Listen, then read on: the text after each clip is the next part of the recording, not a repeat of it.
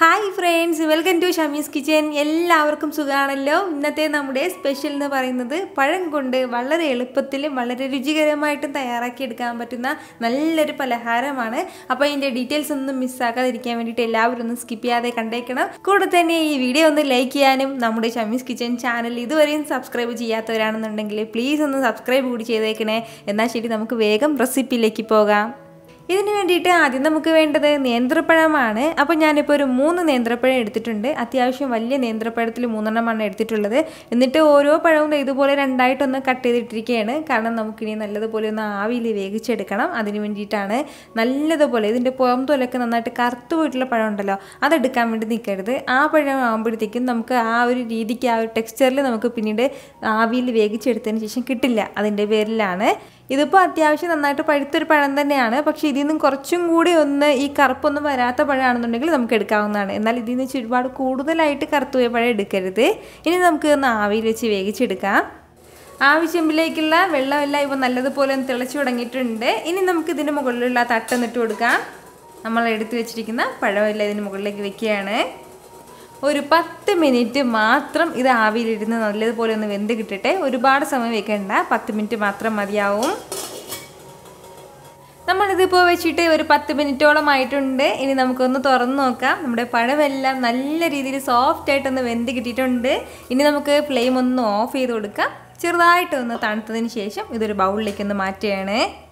ഇതുപോലെ ചെറുതായിട്ടൊന്ന് തണുത്തതിന് ശേഷം ഞാനിപ്പോൾ ഒരു ബൗളിലേക്ക് മാറ്റിയിട്ടുണ്ട്. ഇനി നമുക്ക് വേണ്ട അടുത്ത കാര്യം എന്താണെന്ന് വെച്ചാൽ ഒരു 1/4 കപ്പ് അളവിൽ അവിൽ ഞാനിപ്പോൾ എടുത്തിട്ടുണ്ട്. ആ അവിൽ കൂടി നമുക്ക് ഇതിലേക്കൊന്ന് ചേർത്ത് കൊടുക്കാം. അവിൽ ചേർത്ത് കൊടുത്തതിന് ശേഷം പിന്നീട് നമുക്ക് നന്നായിട്ട് ഒന്ന് കുഴച്ചെടുക്കാം. അതായത് നമ്മുടെ ഈ ചപ്പാത്തിക്കൊക്കെ മാവ് കുഴച്ചെടുക്കില്ലേ, ആ ഒരു രീതിക്ക് തന്നെ കുഴച്ചെടുക്കാവുന്നതാണ്. ഇതുപോലെ കട്ടയൊന്നും ഇല്ലാതെ വേണം നമ്മളിതൊന്ന് മിക്സ് ചെയ്ത് കുഴച്ചെടുക്കാനായിട്ട്. അപ്പോൾ കൈ വെച്ചിട്ട് ഒരു സ്പൂൺ വെച്ചിട്ട് എങ്ങനെയാണെന്ന് വെച്ചാൽ കുഴച്ചെടുത്താൽ മതിയാവും. അപ്പോൾ ഞാൻ പറഞ്ഞത് പ്രത്യേകം ശ്രദ്ധിച്ചേക്കണം. നന്നായിട്ട് പഴുത്ത പഴം എടുക്കരുതെങ്കിൽ പിന്നെ ഒരുപാട് ലൂസായി പോകും, ഇതുപോലെ കട്ടിക്ക് കിട്ടില്ല.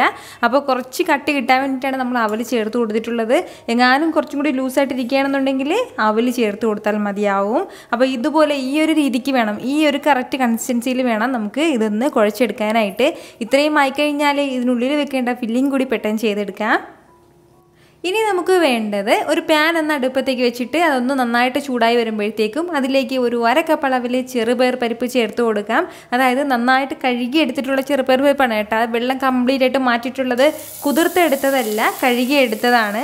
നമ്മുടെ പരിപ്പ് കറിയൊക്കെ വെക്കില്ലേ, ആ ചെറുപയർ പരിപ്പ് തന്നെയാണ് പച്ചപ്പയറിൻ്റെ തോട് കളഞ്ഞിട്ടുള്ളത്.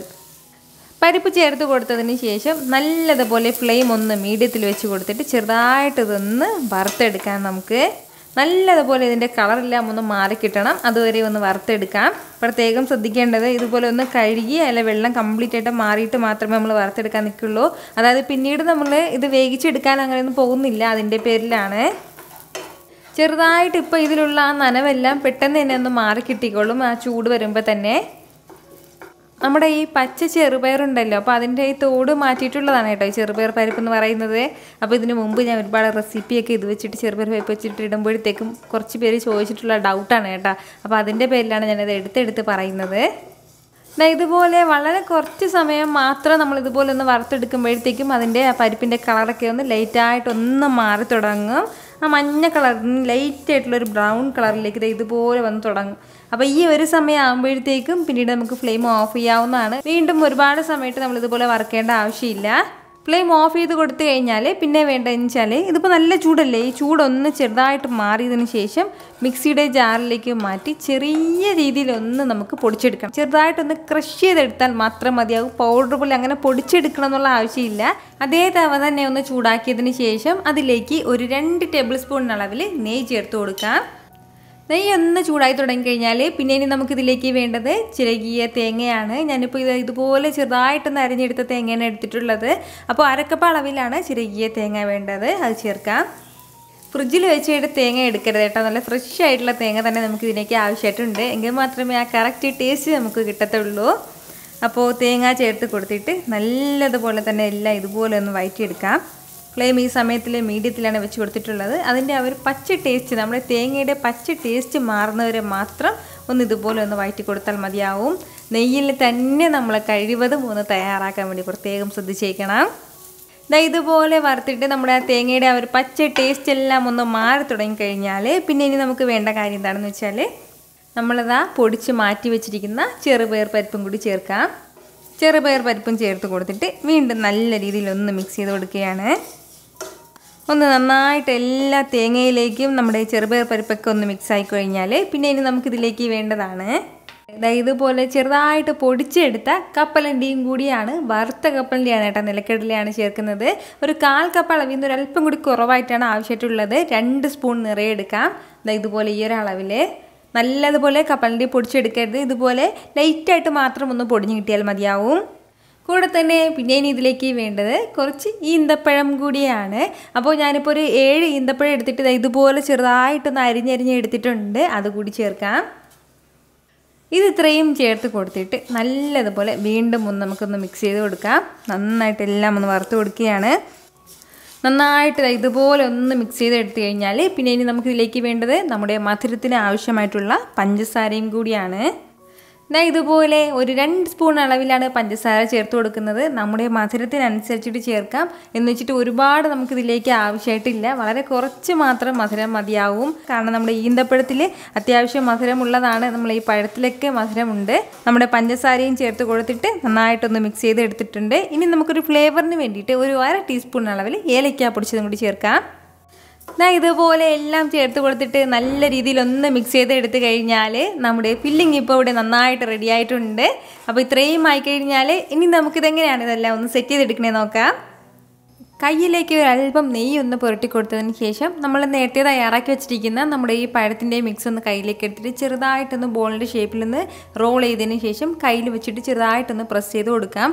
ഇതുപോലെ ഒന്ന് പരത്തി കൊടുത്തു കഴിഞ്ഞാൽ പിന്നെ നമുക്ക് ആവശ്യമുള്ള ഫില്ലിംഗ് ഇതിനുള്ളിലേക്ക് ഒന്ന് വെക്കാം.